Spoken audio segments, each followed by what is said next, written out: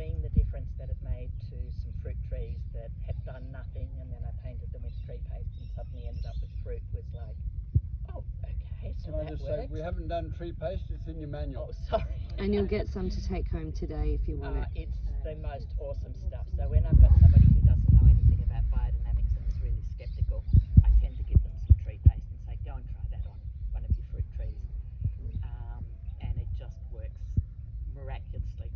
And coming from that science background, the one thing that I really mentally couldn't accept was peppers. I was like, there is no way on life's earth that those things work. And one of the ladies was asking, what are peppers? So peppers are for want of a better word, a potion that you create to tell an animal or an insect or a weed that they are not welcome anymore. So it is actually created from the energy of the animal that you don't want there. So if you've got a rat and you don't want rats there, then you actually have to catch a rat, you actually have to go through a whole process which burns them, then you have to pulverize them for a set period of time until it turns into a black ash. And that ash looks like you've just ground pepper. And in 1924, when Steiner talked about them, pepper was a very expensive herb. It's actually going to become a very spice, not a herb. It's going to actually become a very expensive spice soon again, because all the crops in Madagascar have failed because of the changes in climate. But that's just an aside. So you create the pepper, and then you can do various things, mixing it with lactose or with sand, and make it into a very fine grain and spread it around the area where you do not want the animal, the insect, or the weed.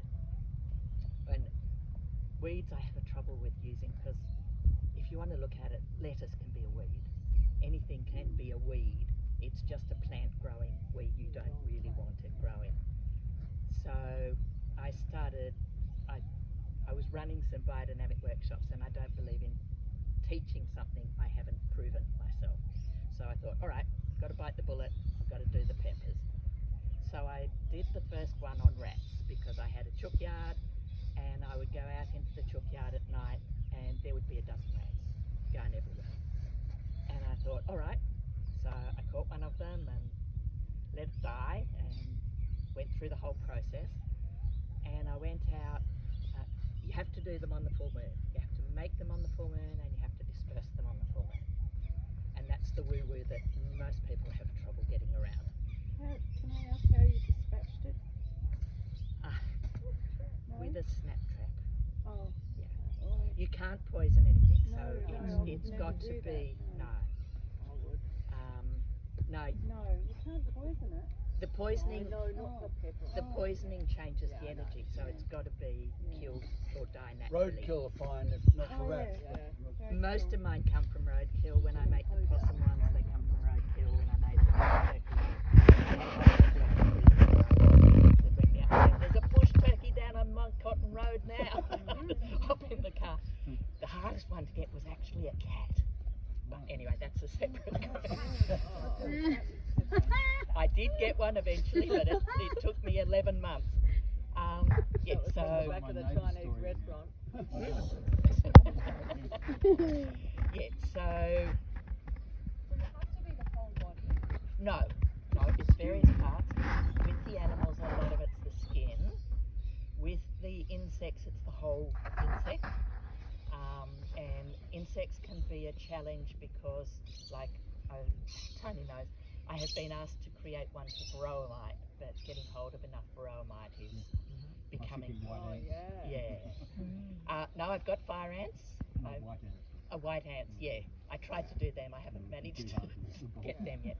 So what the pepper does is it works on the energy and just says, you're not welcome here at this point in time, and you can use it, either do the whole boundary of a property, or you can do specific bits which don't impact other parts of the property. So I find that the animal peppers are actually the quickest to use. Normally if you apply them on 1 to 2 successive full moons, you'll have literally no problem. So the rat ones were the first one, and as I said, I went out about 3 days after the full moon and the whole chook yard was silent.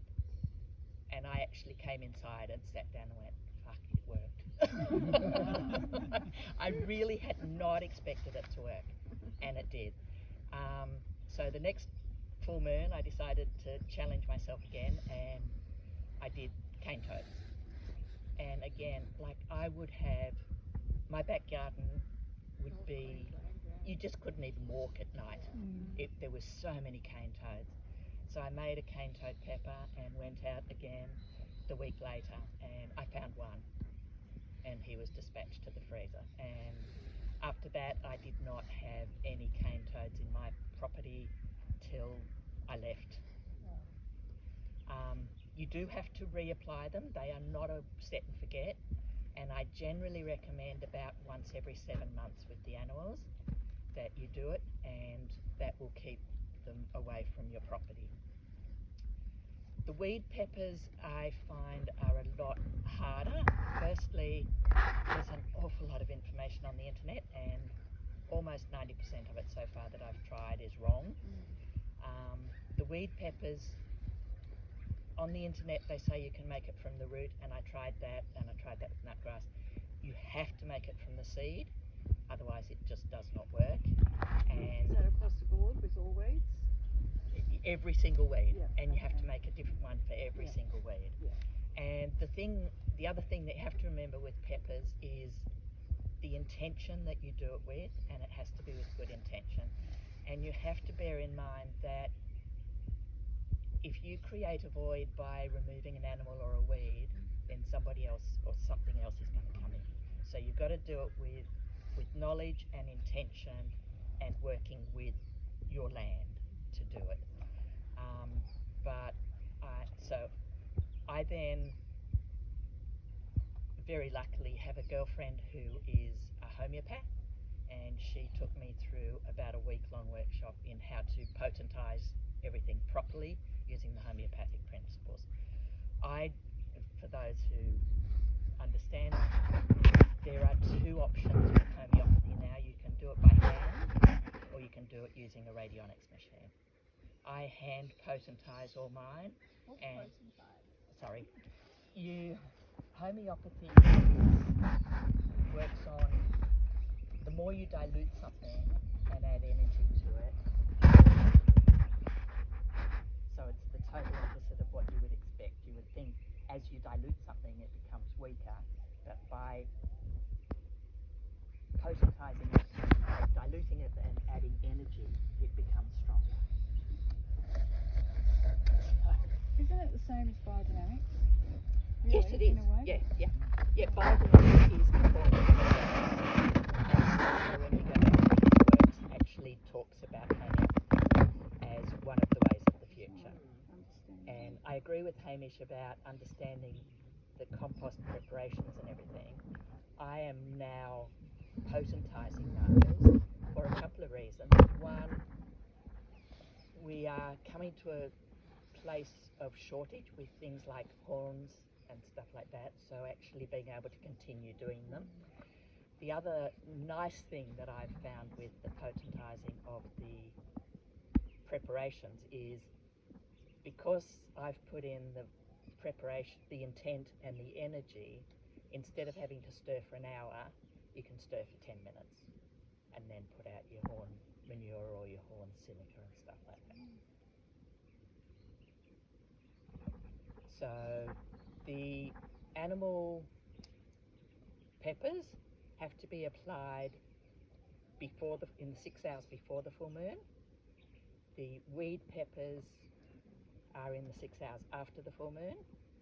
And as I said, the animal peppers can, within 1 to 2 applications, basically you get success.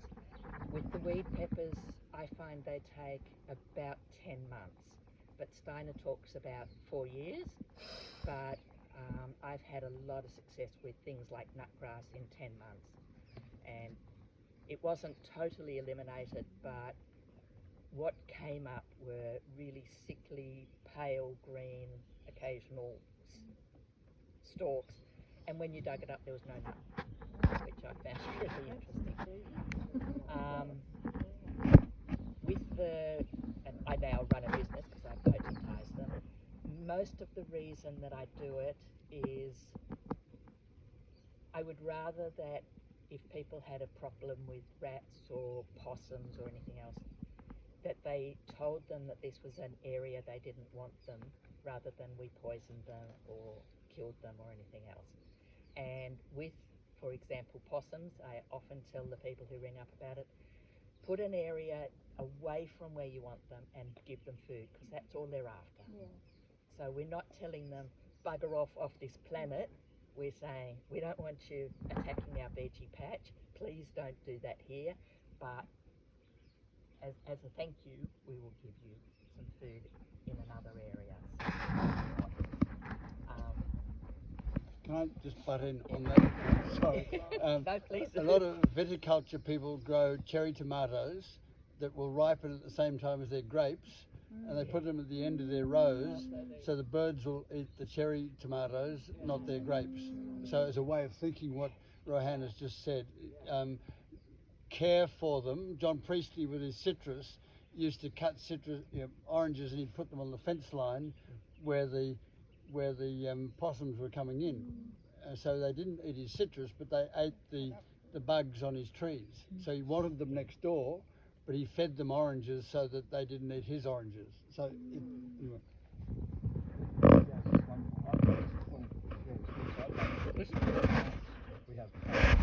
We have possum.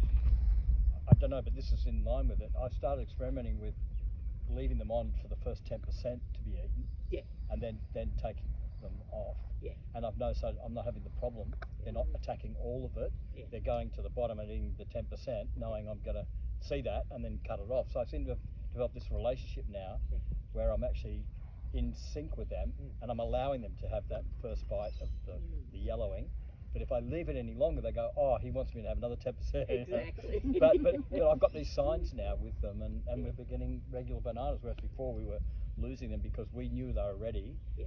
We'd go to get them, but they were already all gone, or they'd eat all over the whole of the bunch. So it's this synchronicity. It isn't is. it, with and I actually, kind of like, I had a ring tail possum that was, we coexisted really well in my place, and when I did a care for ringtails, I would make sure that everything went down the sink so that it did not tell him he wasn't welcome. But through meditation, I talk to them and say, you're welcome here, you're not welcome here. Please leave this plant alone. I really want it.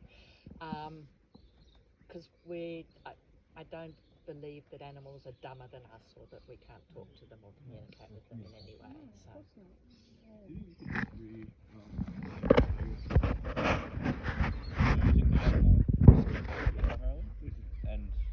So you have to burn it. Yep. You have to burn it to a point where it's blackened and crispy, but don't go beyond that. If it goes to white ash, then you've gone past the point of no return. So it's totally useless. How do you burn it? It's still crunchy. How do you burn it? Just barbecue it. You just barbecue it. Yeah. I thought Jane was joking. Yeah. So but Well done. yeah. Well, So yeah. there's a dead one squashed on my road at the moment outside my house. Yeah. So if I go and lift that off the road, it's just basically skin all the guts is dried up. Yep. And put that over the griller. And then make it into so it's powdery. Yeah. Put it in the blender or just No, you actually have to use a mortar and pestle and add energy to it. like my intent as Your energy. intent. Yeah, okay. Yes. So no toads allowed here. Yeah. So with the And black, don't do it till full moon. Yes, you've Yeah, got to do it yeah, on the full yeah. moon. And you've got to prepare and then distribute. And can you use the full animal, or is it like should it just be the same? Well, that depends on the animal. Like with a mouse, you can use the full mouse. Yeah. Have to be cooked But evenly if all over. you're looking at a camel, then no, I'd Oh, yeah, suggest yeah. you have rid of the skin. And just in relation to the weed, the weed pepper, do you like and then do the pepper, or can you do the pepper and then over time the existing weeds die off? Yeah. No, you're using that to inhibit that weed, so you don't have to weed. Okay, so over time it just the energy. Stop the germination. Yeah. Sorry, I've got one of them. No, you sort of, we were just talking about the process, so thank you. So you're preparing the pepper on a full moon and then storing it until the next. Sorry, can you speak up? You're preparing it on the full moon and then using it on the next full moon. That's how I tend to do it, but I'm preparing. I get a lot of orders now. People say to me, kind of, can I send that to you in the post? And I'm like, yeah, okay. A couple of people have freaked out, and I've said, look, you would not believe what I get in the post. I've had rabbits, I've had ducks, I've had snakes, I've had, I've got a very interesting letterbox, and Australia Post hasn't questioned it yet. They're desperate for the money. So if you're ready in time, like for example, you could, if you wanted to do one for nutgrass and you had the seeds, you could prepare it and then disperse it straight in the 6 hours after the full moon. So you could prepare it in the 6 hours before the full moon and disperse it after. And again, like you said, with the nutgrass, it has to be the seed. It can't be the little. The first ones I experimented with, I actually, because it said on the internet, I've gone through everything I've found on the internet and experimented. Yeah, doesn't work. Does not work. Using the little nodules. No. It has to be the seed. I had a very, very kind neighbour down the road who let their nutgrass go to seed, and I went and harvested all of it. So. And then gave us some back to use. So with bindies, you'd have to wait till there's awful. I have a bindi things. one. Yeah. Yes, I had somebody very kindly send me this Ziploc bag full of bindies. We can give you some. I always try and get them out before they're. So do most people. So it makes it Can I really say on difficult. bindies, just by putting the preparations out in Dorigo, it disappeared. So just Healthy I'm soil. pulling them out though. that's my experience. It's therapeutic. I'm like that with some of them. And if you've got bindies, you've got some bare ground. Keep ground cover. Well, as I said, I've potentized mine homeopathically. So if you were using my drops, then it's about 20 drops in a bucket of water. So, and I sell 50 ml bottles. Yeah. And if you were doing it at home, Yeah. would you just say we were doing a mouse or something? Yeah. Would you just use all of it? Or Oh God, no. okay, that's too much. Yeah. Yeah. No. Well, homeopathically, you could use all of it. It's. If you haven't, like, say you haven't potentized it to the same level though. Right. Yeah. I find that using just the straight ash is not nearly as effective as the potentized peppers, because I don't. I think it's actually the potentizing that makes it most effective. But and I'm glad you raised especially the mice.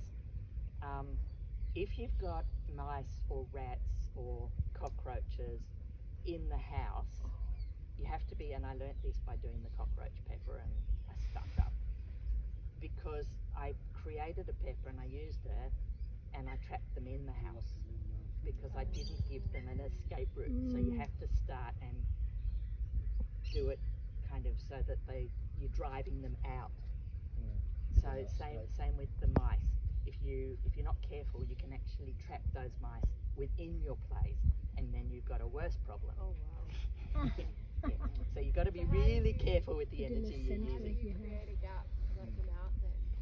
Just leave a gap. You have to look at when the full moon is, and that's the other thing that most people forget, and I actually put in the instructions now. The full moon is not at night. The full moon can be at 10:30 in the morning. So if you have, say, a mouse problem, most of the time they will be in the house during the day and they'll go out foraging at night. So you wait until there's a full moon at night. While they're out, you apply the pepper, and then they can't come back in. Does it work on multi-stories? Like down, like if you did it on the top floor, is that? I don't know. I would assume yes, because the energy does travel. But I have never had anybody come back and say, yes, sorry, I'm on the ground floor and it didn't work. Or I'm on the 6th floor and it did. I don't know. I did have a friend who knows nothing about biodynamics, and she lives in Alex Hills in Brisbane, and she's straight opposite bushland like this. And I went round to her place for drinks one night, and she had a rat superhighway. Like there would be 100, 150 rats coming along her fence line into the suburb every night. Wow. And I said to her, I've got a solution for you, and she was like, yeah, bullshit. So I brought around and showed her how to apply it, and she now would get probably about a rat a week. So yeah, she's one of my real case studies, because it just has totally destroyed the rat superhighway. Any explanation for why it was I have no idea. It's what Rudolf Steiner said. I ended up, as I said, I tried a lot of things on the internet and found that they didn't work. And so in the end, I went right back to Rudolf's book, and I read exactly what he said to do and how to do it, and I followed it to a T. And then, as I said, my girlfriend, who's a homeopath, took me through the potentizing process. But sorry, I can't answer that, except that he said, But you've tried it on not a full moon. I have, and I started playing with doing it on the new moon, and especially for potentizing some of the preparations, because I thought, well, if the new moon kills, the full moon kills, then the new moon might do the opposite, but it didn't work. No. And what's your business? And I've tried. Sorry, what's your business? The Delectable Garden. Okay. If I can just say about why it all works, has to do with this astral, etheric, physical relationship. And in your folder, there's a thing about Waldorf education, truth, beauty, and goodness. There's a thing about the Lord's Prayer. Why they're there, they're different perspectives of ego, astral, etheric, physical. So that's a really core understanding of the human being and nature that stands behind all of this. And the relationship between these things is affected by the peppering. Yeah? And I'm like Rohanne, I can't tell you exactly why, but it's that's where the relationship between those sheaths, as we call them, gets disrupted. And then the animals or the plants feel uncomfortable being there, because it's like if you feel sick, you'll leave the premises, sort of thing. And that's what I do say to people. Like a couple of people in Victoria have come back recently and said, oh, the kangaroo one didn't work. And speaking to them, I say, well, you're in a full drought now. Your property, by being farmed biodynamically and everything, actually has food. They are going to overcome feeling sick to starvation. So, you know. The bush turkey one that I'm using, I realised, the chook food is just too strong an impulse for them. They just can't help themselves. So it actually makes me feel bad to pepper something and know that they're in there eating and feeling uncomfortable. Because it's almost, from what I've read, it's almost like a virility thing that they lose. They will over time. Yes, they lose their virility and life force. If they keep overrunning it, but they're going to lose that sooner if they're starving. So it's a challenge. I had to do the bush turkey, even though I made the bush turkey when I was in Brisbane. I did not have a problem with bush turkey, but I couldn't let go of the one that was down on Mount Cotton Road, because they are an endangered species. Oh, not endangered, but a protected species. And I had to try it a couple of months ago because I had a baby bush turkey trying to move in. And so the next full moon I did the pepper, and he's moved down to the Masonic Homes, and I'm happy with that. Do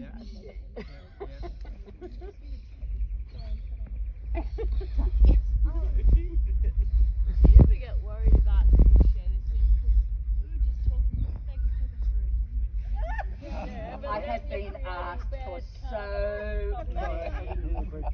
I just said, do you ever get But aren't we individual species? That's exactly what I tell them. They say, can you make one for my husband? It's like, If you get his finger. you'd have to kill him, and yeah. Couldn't you just use a part, like the finger? No, it would have to actually be quite a large strip of his skin. That's not voodoo. Like the whole back. No, apparently, You've thought about this. Someone in mind. no, I have. apparently Hitler tried this. That was part of he put ash out over parts of Germany trying to kick people out. Yeah. So that's why this all this information becomes really tricky, because it can be used for ill purpose as well as good purpose. Because There are parts of Germany where people won't go. Yeah, if someone wants to destroy your crops, they can do it, and they can do it radionically. In other words, they don't have to come onto your property. They can actually. So there's a good reason to also create a protection thing around your farm and yourself. Yeah, and this is why a lot of people are reluctant to talk about this stuff and teach it, because it can be used, and that's the battle we live in this time, the good and evil. And we've got to the stage where you can't hide the good and you can't hide the evil. We've actually got to deal with it. And again, in that folder you'll find a thing on orientation points that they just might keep me on track. But there's a poem there by Christopher Fry that is, we live in a time when good and evil is coming up to meet us, and we've got to deal with it. That's the time we live in. So we can't run away from it. We've got to create communities that protect each other and, watch our backs for each other, so to speak. Yeah. And it does come down to intent as well. And I have found that the few people I've had anybody come back and say that didn't really work, when I've talked with them, they didn't really believe it, so they didn't have the intention with it, so it didn't actually Why work. do you think it worked for you when you didn't think it was going to work? Because your intention was still good. Yeah, I was hoping it was going to work. My brain was saying no, this is not bullshit. possible, yeah. There's no And also, way. it's probably your path. Yeah, yeah.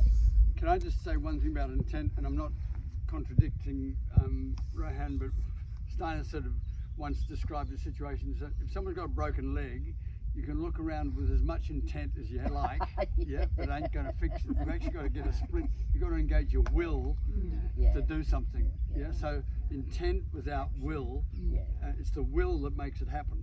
Yeah. And so that's a really. And I'm not. Intent is actually your moral purpose. Yeah. In a way, that's what the intent is. It's applying the will. Yeah, that you're not trying to harm anyone, you're trying to, and as Rohanne says, you just say, I don't want you here, you can have that patch over there. And if you get too greedy, they have a great sense of humour, they'll send something else in to give you grief.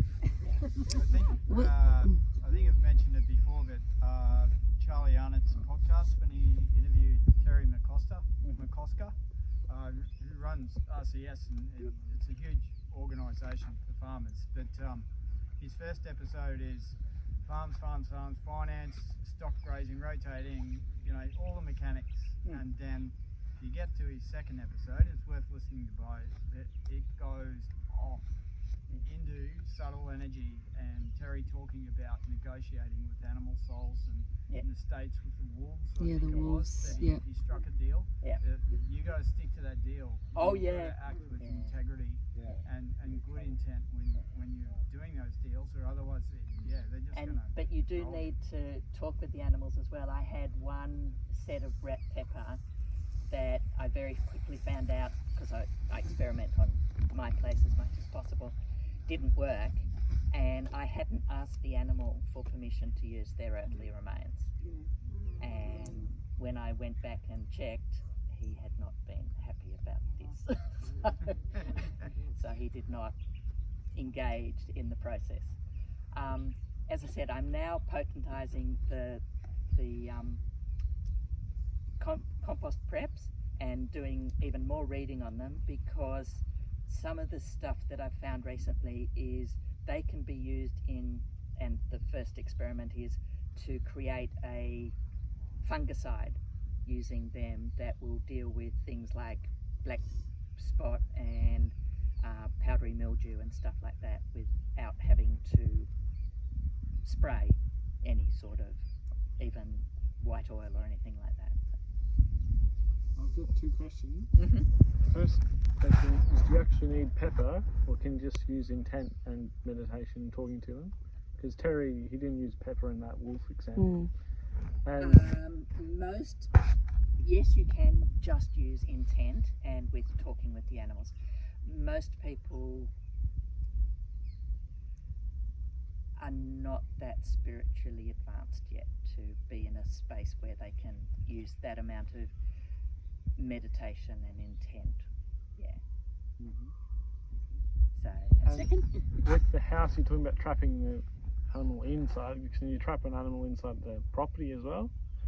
Or are you leaving enough space along your property line that they can get out? That's a good question. I have not had any feedback that that's been a problem. I'm assuming they're not like spreading the ash every millimetre of the property. No, they don't. But the energy works quite a long way. Yeah. Is it like a salt circle, like it's around so that you're encased in it, or is it just sprinkling? That's when you do the edge of the property if you've got a big space. But if you do small spaces, it's very similar to the horn manure. So you stir it for 10 minutes with order and chaos, and then you flick it out. And it's the thing that's different with the peppers is we've grown up, and it's only been in the last 50, 100 years, but we think, all right, I've got a problem with aphids, so I have to spray all the leaves under and over and everything to get rid of the aphids.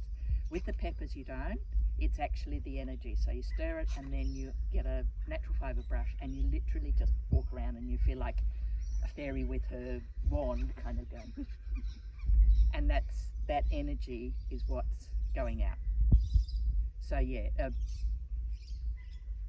2/3 of a bucket that you can stir easily did my property, which was 880 squares, in Brisbane.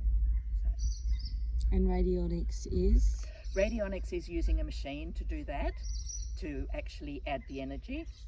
I don't understand how that's sorry. possible. How do you describe Sorry, what was the question? Radionics, what is radionics versus? So radionics is, some homeopaths have made a machine that saves you having to hand dilute and hand succuss. What's the process? That's the process of making the pepper into a liquid. Yeah. Yeah. So. Can I just have my say on the radionics, because I know it works. My problem with it is the elemental kingdom. The way Rohanne is talking, you're engaging with the elemental kingdom on a living basis, so to speak. Once you start to send a frequency out, like a radio wave, they'll all vibrate into the same, in a mechanical way. They'll relate in a mechanical way. So you're mechanizing the elemental kingdom, yeah? And it's the same with, I can't remember the full details, but computerized time that's been put on a silicon chip mechanizes time. Real time breathes, so to speak, yeah? And so the mechanization of, through radionics and field broadcasters, tends to vibrate the elemental kingdom into a more rigid form. Yeah, they'll still do what they have to do, but as rigid automatons rather than living spiritual beings. So, yeah. Yeah, it's a nuance, but you have to be very clear. Radionics works, and I've like with Charlie Arnott, he's got 5,000 acres, and he really needed to have the 501 out, so we put it in the field broadcaster. Yeah, because wasn't going in the full field broadcaster, it wasn't going to go out. Yeah, so these are the decisions. You've got to have it out in the first place. Sorry? You've got to have it out in the first place to radionically enhance it. You can't just like radionic 501 out there without actually putting it out in the first place. Do you know what I mean? Well, yeah, some people have succeeded without doing the physical stuff. But the thing is that the other thing I say with people using radionics and field broadcasters, I was with John Priestley up in Queensland one time, and they had 2,004 hectares of sorghum, yeah, and they'd had a flood. So John suggested they put the silica in the field broadcaster to get the silica influence out over this flooded crop. And the next morning he couldn't get out of bed quick enough to go and take it out, yeah, because he said it was too much. He was, so again, you have to become the sensory organ. And the worst is people, I went to a farm once and had a field broadcaster.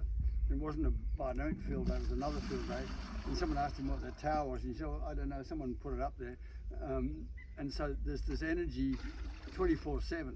So if you're going to use a field broadcaster radionically, my suggestion to people is to put the preparations in, you know, in the late afternoon for the soil preparations for an hour or so, and then take it out. And the silica one you do in the morning for an hour or so, and then take it out. You don't leave it.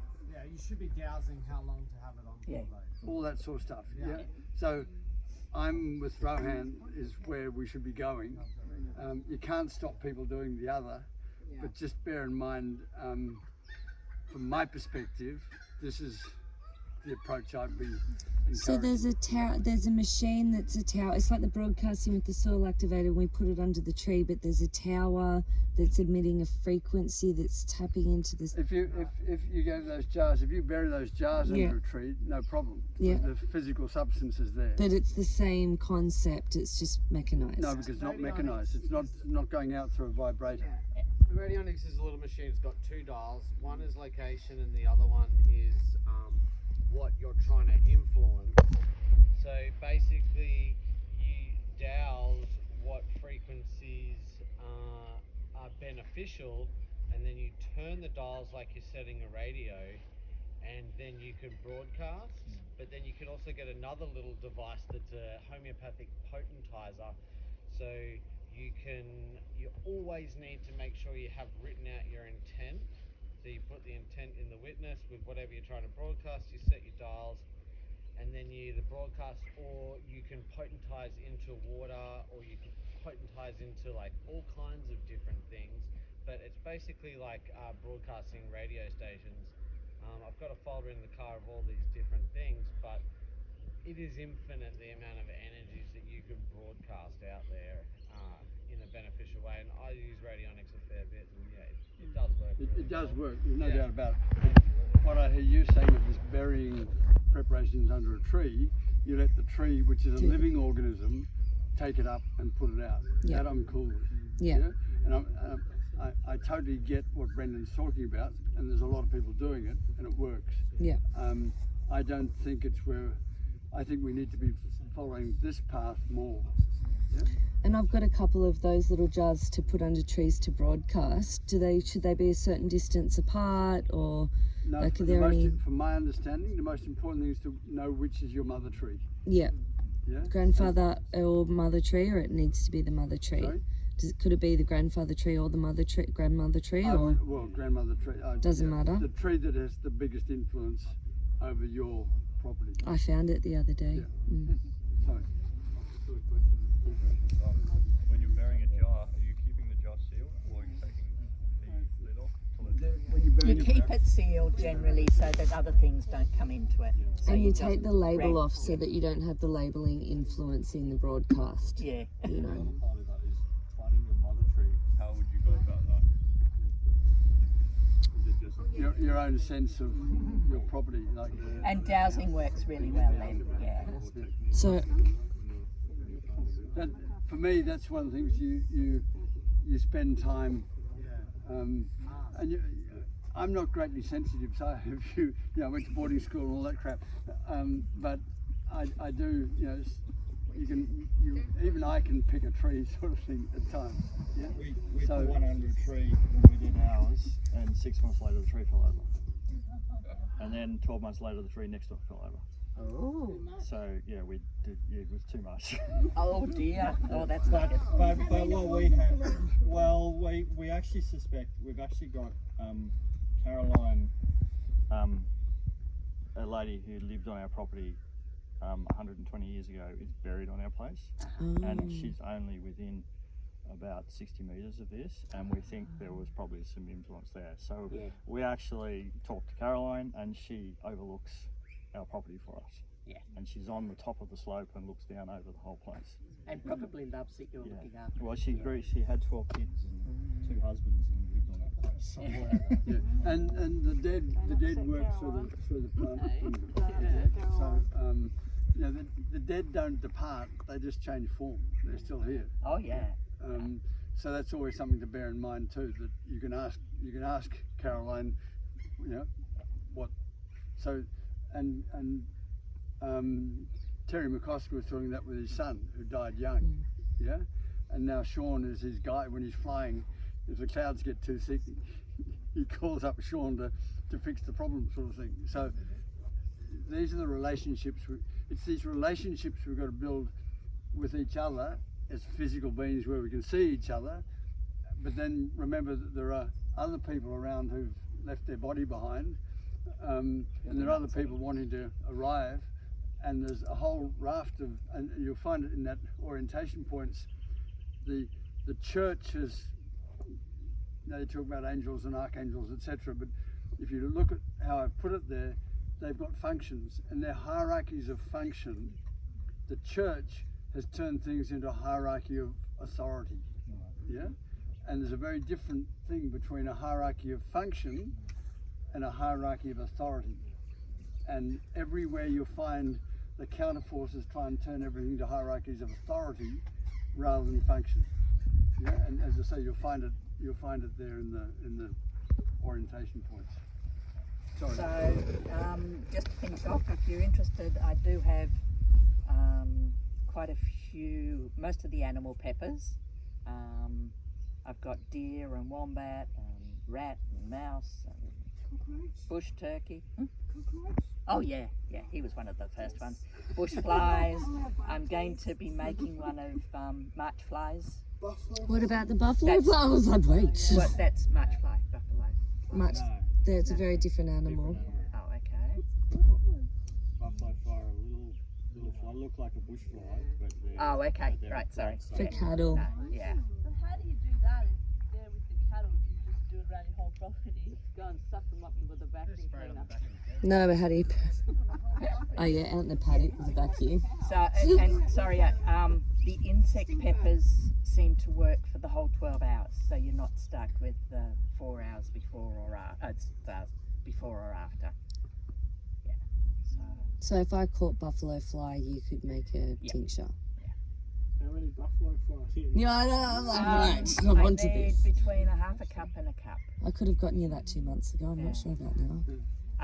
Yeah, I asked for fire ants a couple of months ago, and this very lovely little organic farmer sent me a Ziploc bag full of them. So. Right. I can probably help you get Varroa. Can you? Oh, I have been chasing that for the last 2 years, and yeah, that would be awesome. I've got the small hive beetle, but I don't have the Varroa. So you don't have to source it from your property to use it on your You don't. It is the most potent if you can, but if you're doing it yourself, and that's partly with the using the ash, not the potentized, because the ash is weaker than the potentized stuff. But if I made the ash, it would be stronger than the potentized because of the energy, or not necessarily? No, but it would be better than.